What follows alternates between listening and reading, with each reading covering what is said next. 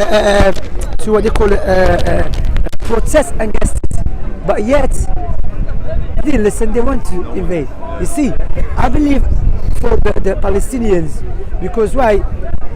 You know, now we have to know what is the way to change. You understand? We have to deal with it like we dealt with South Africa, I think, because it's apartheid. The best way you have to follow the Algerian footsteps. Algeria. Algerian. Yeah, I am Algerian. Allah, السلام عليكم. وش رايك؟ لاباس؟ لاباس. Alhamdulillah. Because you know Algeria was occupied by the French for 132 years. You know, longer than Palestine. Palestine 70 years, I believe. You understand? So this protest, you say, yeah, but you have to speak out. You have to. I understand that.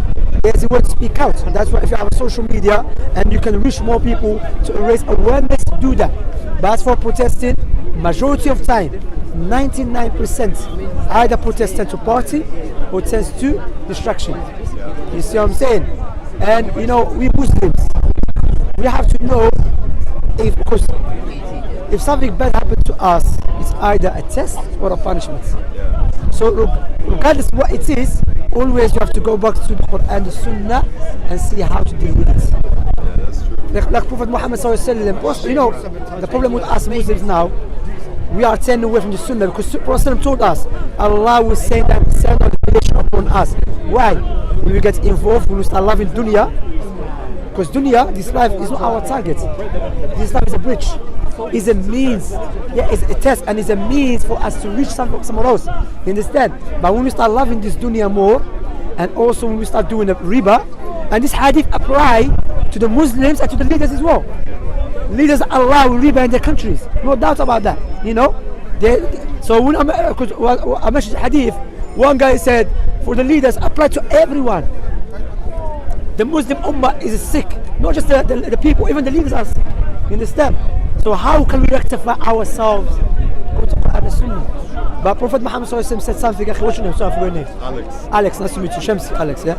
Prophet Muhammad said, Allah will send down humiliation upon you, and no one will be able to remove it. No one.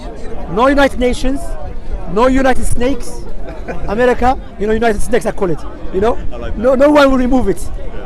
By turning back to Allah. And turning back to Allah doesn't mean you're going to be perfect. You understand that? So that's the solution, akhi.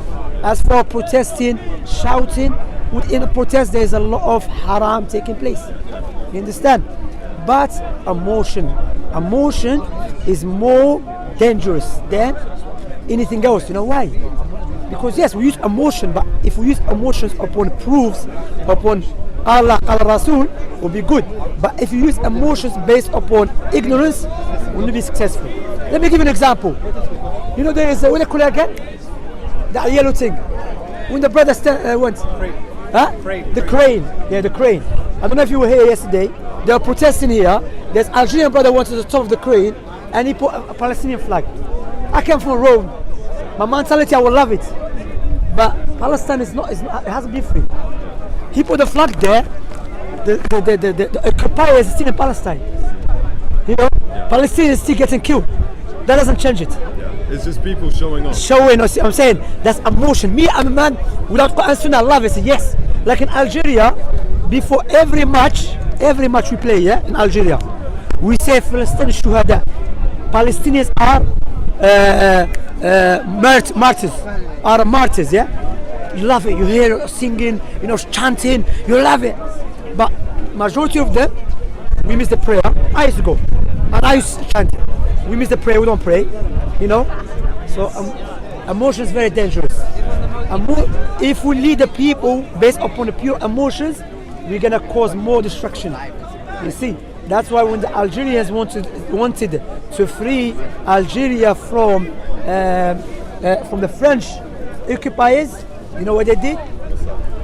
There were some few scholars, Muslim scholars, studied and came back. Said, listen, we need to fix ourselves. You see. Let us fix ourselves. Let us remove the marad disease that we have. Let us unite. Let us know how to deal with it.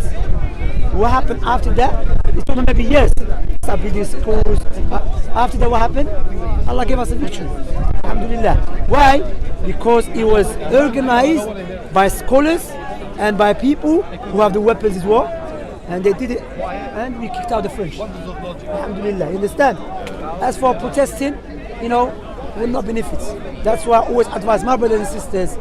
Emotion, we love it. I love protest. If it's just my emotion, I love.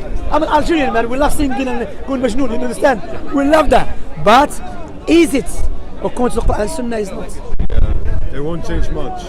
Will not change nothing. It informs the world. I understand that. Millions of people. But when you protest, you are informing, like you are just conveying the message to the world. Basically, instead of us going to protest, why don't we not say, I'm a Muslim? Allah said, if we turn back to Allah and His Messenger, Allah will give us victory. So you know what? I don't pray on time. From today, I'm going to pray on time. I do haram. Let me stop haram. You say that. He says that. Everyone said that. All of us agree. Let us go back to Allah. Because Allah promised us, Allah will give us a victory. Salahuddin Ayyubi. Salahuddin Ayyubi freed Palestine. Some people say Salahuddin Ayyubi was Ash'ari. Okay, Salahuddin Ayyubi was Ash'ari. Ash'ari is a different sect. However, Salahuddin Ayyubi lived at a time when Ash'ariya was spread in an area. No one knows what is the correct belief of Al-Sunnah wal-Jama'ah. However, he was ruling by Quran and Sunnah. Also, he was raising the people upon the Quran and Sunnah. Doesn't mean because he fell into some mistakes. Khalas. When we say let us go back to Quran and Sunnah, doesn't mean we have to be perfect. No, doesn't mean that. You understand? So what we have to do, advice to Muslims here and the Muslims in Palestine. We've been married 70 years. 70 years. As I said, the biggest protest was against the invasion of Iraq. How many Muslims said we have to go out and let the people here? We were against it. You heard it. The day after, it's like a nightclub and Britain and America invade Iraq. What? You haven't changed nothing. You haven't changed nothing. Like some people, they have jealousy. Like you, your sister, the brothers here. We have love for our brothers in Palestine. We want to help them. But we cannot be doing this job on internet, 10 o'clock in night time. Fight. And for me, I go and sleep. While my brothers and sisters, I know they're going to get killed. That's just emotion. Like I said, emotion, I will love it. Put a Palestinian flag, but that's not the reality. Even the Yahudi, the Zionists, they don't mind you put a flag on the top. As long as they still have the land. Do whatever you want to do. You understand? So that's what I will teach you, Nova. We have to check ourselves. We have to check ourselves. You understand? Protest, it's not a solution, no doubt. I worked in Central London yesterday. Men moving to sisters and all of that. There's a brother. People rubbing women. I saw it on my own hand. People rubbing and stuff like that. In Jahiliyyah time, I remember before I started practicing, there was a protest in Central London. Me and my friend, we don't even pray nothing. There was about Iraqi or something, yeah? 2004 or something. Yeah. So I said to him, no, listen, look, all night I'm up, day I'm going to be sleeping. He said, Shamsi, come. We can take some money, sell drugs. That's what you're going to protest for. Person must say, you're speaking to people, 99%, I will challenge anyone to show me which protest there was no people singing and dancing around. Well, yesterday was nightclub. And you think when the occupiers see you doing that, they think that's what we want you to do. Keep dancing, singing, and we'll ask you taking more houses. See, we need actions. As for shouting, as I said to the brother here, Alex, I'm an Algerian. We love this chanting, dancing, shouting, going majnoon, going crazy. Understand? For how long Understand? For how long we shouting and screaming? For how long? Yeah, but 70 years. 70 years. Yes. Imagine. 70 years. And the Zionists don't have been shouting. Have you heard Zionists shouting? They don't shout. They've been building. They're doing the actions. They've been building. You see, they've been building and us shouting. We shouting. And we know the cure. What is the cure? But we know the cure is heavy upon us. So are we looking for any routes? We're looking for a shortcut. Prophet Muhammad ﷺ in Mecca was kicked out. His house and the house of the Muslims was taken over by the Arab pagans. Musa ﷺ, his house was taken over. The house of the Israelites was taken over. And just I want to mention something. For the Israelites, especially the Zionists, if they're claiming they believe in Moses, they know that alhamdulillah as Muslims we love Moses. Rather in our holy book, there is no one being mentioned more than the Prophet Musa ﷺ. Rather, we fast in Ashura because we fast to thank Allah that Allah saved Moses and who? And the Israelites and the Jewish people. We thank Allah that Allah saved them. So these clowns online say we are anti-Semitism, and doesn't make any sense. I'm a Semite, I'm an Arab. Yeah, Arab. I understand. Doesn't make any sense. European, they're not Semites. You know what I'm saying? So don't say because there's many Jewish people out there, they're against Zionists. So you have thousands of Jewish people are anti-Semite. It doesn't make any sense. Anyway, we defend them. You know, rather we in the Quran we recite these verses when Allah subhanahu wa ta'ala saved and gave a victory to Moses and the Israelites. You know, so why you are now also when Hitler was torturing the Jews in even Europe, they came to Morocco, they came to Turkey, they're still in Turkey. When the Christians they were torturing and killing the Jewish people in Andalusia, they came to where? Algeria. They came to Morocco as well. They went to Egypt, they went to Syria, coming to us. Even there's a Jewish man from Israel, you know. And to be honest, there's no country called Israel. I don't believe there's a country called Israel, by the way, because I believe that's been occupied. You understand? I believe there's a prophet called Israel. Yes, alayhi salam. So, because some people say, oh, Allah destroyed Israel. Israel is a prophet, alayhi salam. We have to be careful what we say. Anyway, what's the point I would say, subhanAllah, sallallahu alayhi wa sallam. So they came to Algeria, and there's a Jewish from so-called Israel. He's in university there. He wrote a book about how the Muslims saved the Jewish people from the hands of the Europeans. They were burning them alive. You know, but no one knows that. You see what I'm saying? Or they know that, but they like to hide it. You understand? I think that's why they do it. Yeah, they hide it. So don't say we are against Muslims, against Jews. They want to kill every Jew. Why is this a lie? We love the Jews. You know what I'm saying? This is a pure lie. You understand? There is a Jewish before the Zionists came to Palestine, there were Jewish there. There is a Jew, they call us Sumerians. In Arabic what they call them in English. Sumerians are the Iraqis way before. But there's a group of Jewish people in Palestine. They against the Zionists there. They say yeah, they occupy our country. You see, but we have to. So what you have to do, raise awareness this way, for people to understand the history. And I heard a Jewish man said the Muslims came to take over Palestine and they kick us out. Don't lie. When the Muslims came to Palestine, it was under the Byzantine, and the Jewish people they were oppressed by the Byzantine. Either before the Persians, and the Muslims came and freed them. Alhamdulillah. That's why I read the history. To know our future, let us look back at our history. How Allah gave a victory to the Muslims. As for shouting, screaming, then bro, there's some non-Muslims, they have a louder voice than you. You know, keep screaming and shouting, and the Zionists taking houses. You understand? As I said, leave emotions. If we're going to raise our brothers and sisters and our children based upon emotions, then no. The enemies of Islam, they have more weapons than us, and they are way experienced than us how to misguide the people based upon emotions.